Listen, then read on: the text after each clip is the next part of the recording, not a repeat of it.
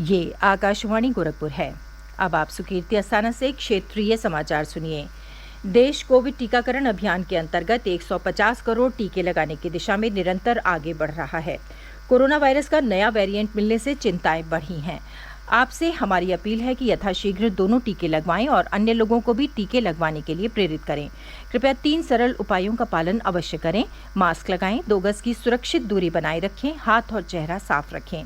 Covid से संबंधित किसी भी जानकारी और मार्गदर्शन के लिए राष्ट्रीय हेल्पलाइन नंबर 011239784046 और 1075 पर संपर्क करें। और अब समाचार। प्रधानमंत्री नरेंद्र मोदी कल वीडियो कॉन्फ्रेंस के माध्यम से वाराणसी में आयोजित अखिल भारतीय महापौर सम्मेलन का उद्घाटन करेंगे और सम्मेलन को संबोधित करेंगे। इसका आयोजन प्रदेश का शहरी विकास विभाग कर रहा है। सम्मेलन का विषय है नया शहरी भारत। शहरी क्षेत्रों में जीवन को सुगम बनाने के लिए प्रधानमंत्री निरंतर प्रयास कर रहे हैं। शहरी विकास के क्षेत्र में केंद्र और प्रदेश सरकार की प्रमुख उपलब्धियों को प्रदर्शित करने के लिए कल से एक प्रदर्शनी भी आयोजित की जाएगी। प्रधानमंत्री नरेंद्र मोदी ने जीरो बजट आधारित प्राकृतिक खेती सहित कृषि और खाद्य प्रसंस्करण के विभिन्न मुद्दों पर जोर दिया है।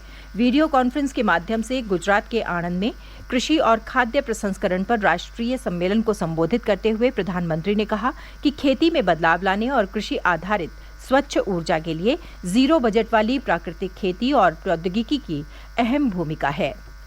क्लाइमेट चेंज समिट में मैंने दुनिया से लाइफस्टाइल फॉर एनवायरमेंट यानी लाइफ को ग्लोबल मिशन बनाने का आह्वान किया। 21वीं सदी में इसका नेतृत्व भारत करने वाला है, भारत का किसान करने वाला है। आइए आजादी के अमृत महोत्सव में मां भारती की धरा को रासायनिक खाद और कीटनाशकों से मुक्त करने का संकल्प लें। श्री मोदी ने कहा कि प्राकृतिक खेती के इस आंदोलन में देश के 8 करोड़ से अधिक किसान जुड़े हुए हैं। उन्होंने कहा कि सम्मेलन के नतीजों से देश भर के किसान लाभान्वित होंगे। प्रधानमंत्री ने किसानों से बड़े पैमाने पर जैविक और प्राकृतिक खेती अपनाने की अपील की है।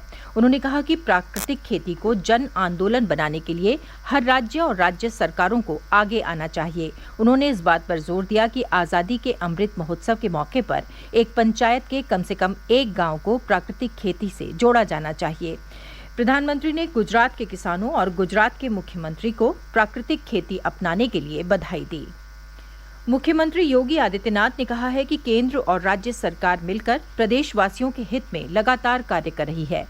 उन्होंने कहा कि कोरोना महामारी के संकट काल में सभी जरूरतमंदों को हर महीने 2 बार खाद्यान्न उपलब्ध कराया जा रहा है। विधानसभा में आज अनुपूरक बजट और लेखानुदान पेश किए जाने के बाद सदन के सामने अपनी सरकार की पिछले 4.5 वर्ष की उपलब्धियां गिनाते हुए मुख्यमंत्री ने कहा कि सरकार ने कोरोना महामारी की चुनौती का डटकर सामना किया है। उन्होंने कहा कि प्रदेश में कोविड की निःशुल्क जांच और उपचार की व्यवस्था की गई। सभी प्रदेशवासियों को निःशुल्क वैक्सीन उपलब्ध कराई गई। इसके अलावा प्रदेश में स्वास्थ्य के बुनियादी ढांचे को सुदृढ़ किया। मुख्यमंत्री ने कहा कि 2 साल पहले प्रदेश में जब कोविड का पहला मरीज सामने आया था तब राज्य में जांच की सुविधा नहीं थी, लेकिन आज हर जिले में RT-PCR जांच की सुविधा उपलब्ध है। उन्होंने कहा कि आज प्रदेश के सभी जिलों में एक मेडिकल कॉलेज खोलने की दिशा में तेजी से आगे बढ़ रहा है। श्री योगी ने कहा कि प्रदेश देश में सर्वाधिक टीकाकरण करने वाला राज्य है। मुख्यमंत्री ने कहा कि पिछले 4.5 वर्ष में राज्य में कानून व्यवस्था की स्थिति में उल्लेखनीय सुधार हुआ है। श्री योगी ने कहा कि उनकी सरकार में प्रदेश में एक भी दंगा नहीं हुआ। उन्होंने कहा कि आज देश और दुनिया के बड़े निवेशक प्रदेश में निवेश के लिए आ रहे हैं। इससे पूर्व वित्त मंत्री सुरेश खन्ना ने विधानसभा में चालू वित्त वर्ष के लिए 8,479 करोड़ रुपए से अधिक का दूसरा अनुपूरक बजट पेश किया। उन्होंने वर्ष 2022-23 के एक भाग के लिए लगभग 5,45,000 करोड़ रुपए का लेखानुदान भी प्रस्तुत किया। प्रदेश में कोविड टीकाकरण का कार्य तेज गति से चल रहा है। अब तक टीके के लिए योग्य आबादी में से 81% से अधिक लोगों को पहली डोज और 41% से अधिक लोगों को टीके की दोनों डोज लगाई गई हैं।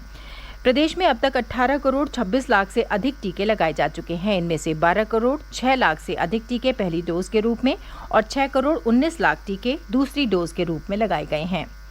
इसके साथ ही क्षेत्रीय समाचारों का ये बुलेटिन समाप्त हुआ। नमस्कार।